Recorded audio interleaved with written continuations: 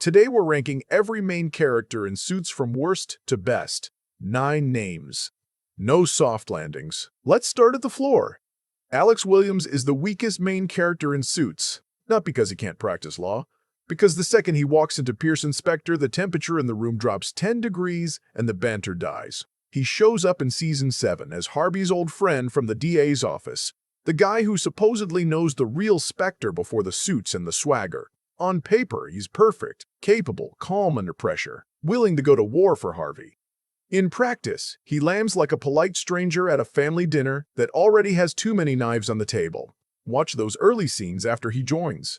Harvey and Lois have history that cracks like a live wire. Donna and Harvey have the unspoken language of two people who have saved each other more times than they can count. Alex stands in the same rooms and the air just settles. There's no electric back and forth. When he and Harvey talk strategy, it's competent. When Lois is melting down in the same episode, the contrast is painful. Alex never gets a signature monologue that sticks, never gets a moment where the camera stays on him longer than the plot requires. His biggest personal story, protecting his family while navigating the firm's politics, stays mostly off-screen or soft-focused. Compare that to any Lois breakdown or any Harvey, "I don't play the odds, I change them" speech. Alex is the skilled attorney who never forces the show to revolve around him for even one full episode. The series could have cut him, and the emotional architecture would have held.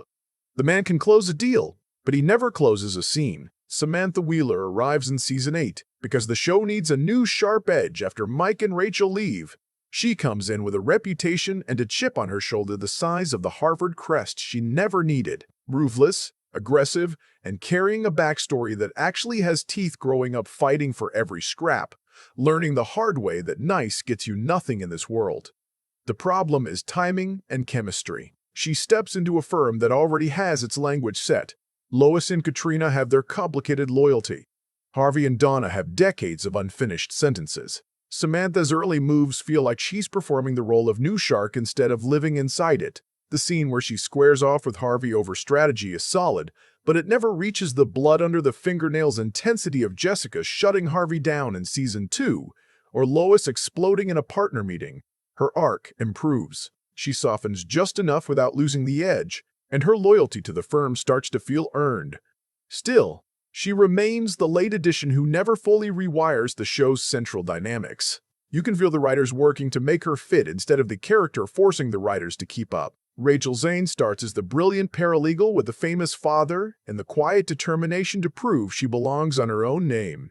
That drive is real. The moment she finally gets into law school, the relief and the stubborn pride land hard.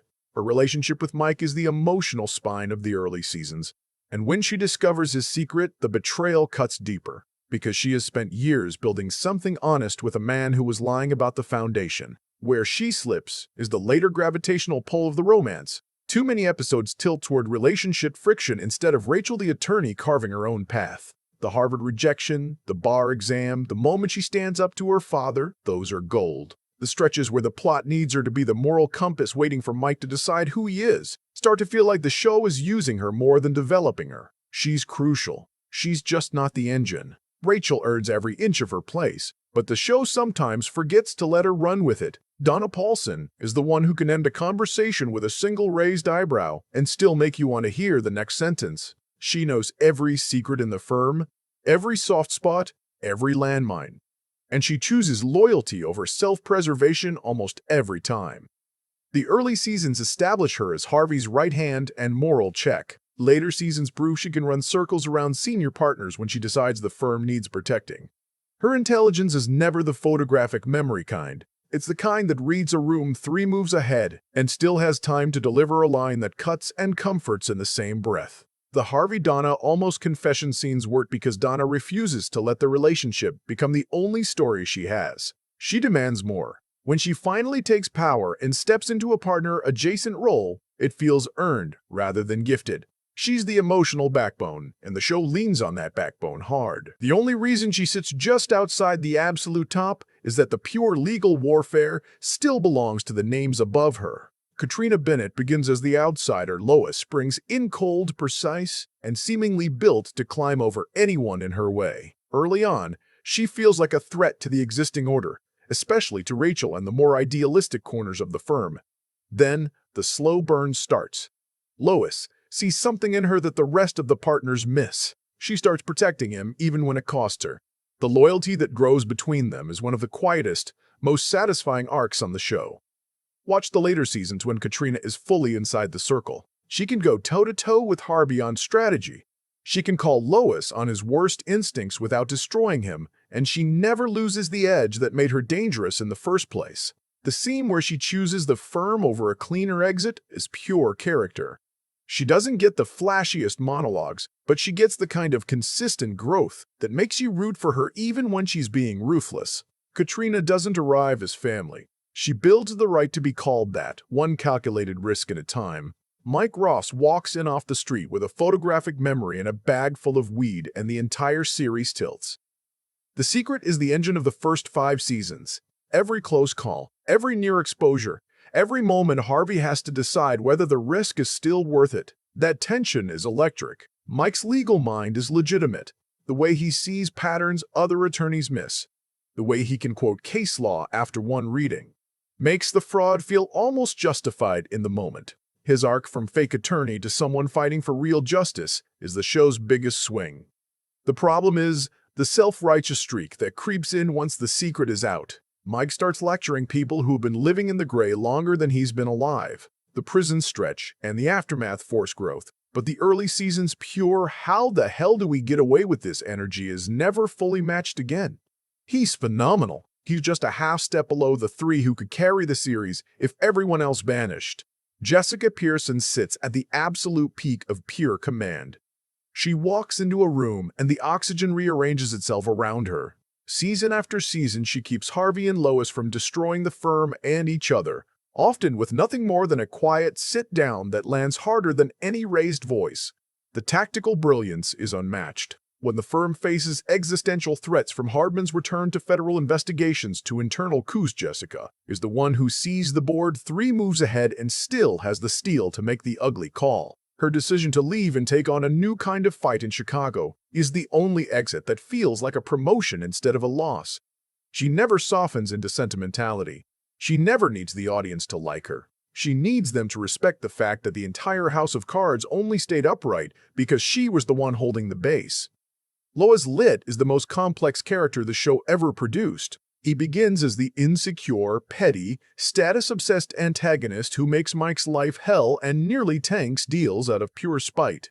Then the cracks show. The panic attacks. The desperate need to be respected by Harvey. The genuine love for the firm that borders on religious. The multi-season redemption is the best arc on the series because it never erases the earlier versions of Lois. It forces him to live with them and still choose better. When he finally becomes managing partner material, when he stands up for the people who once dismissed him, the payoff hits harder than any closing argument. And then there's Harvey Specter, the undisputed face, the closer, the man who can walk into a negotiation with nothing but a smirk and walk out with the entire deal rewritten in his favor. The confidence is not an act, it's a weapon he has sharpened for years. Underneath it is the fierce, almost irrational loyalty to the people he lets inside the walls. Mike, Donna, Jessica, even Lois in the later years. The best Harvey scenes are never just about winning. They're about the cost of that win and the fact that he still chooses to pay it. He is the heart of the series because the show only works when someone is willing to be that untouchable and still bleed for the team. After the ranking settles, the show's real shape becomes clear. The lower placements aren't failures of talent, they're failures of gravitational pull. Alex and Samantha never forced the series to reorient around them. Rachel and Donna and Katrina and Mike each carry enormous weight, but the top 3 rewrite the rules of the room every time they speak. Jessica keeps the empire standing. Lois turns insecurity into the most human redemption the show offers. Harvey turns charisma into something closer to mythology. The firm changes names, loses people, gains new blood, and still the hierarchy of presence remains the same. The characters who sit at the top don't just survive the 9 seasons. They define what those seasons feel like when you rewatch them. That's the real ranking. Not who has the best win-loss record, but who still owns the screen when the music swells and the credits are about to roll. So where do you land? Is Lois higher than Jessica for you, or is Harvey still untouchable? Drop the ranking that would get you thrown out of the partners meeting in the comments. Thanks for watching, commenting. Have a good one. Bye-bye. Let me know if you'd like this saved as a file, or if you want any other names changed too.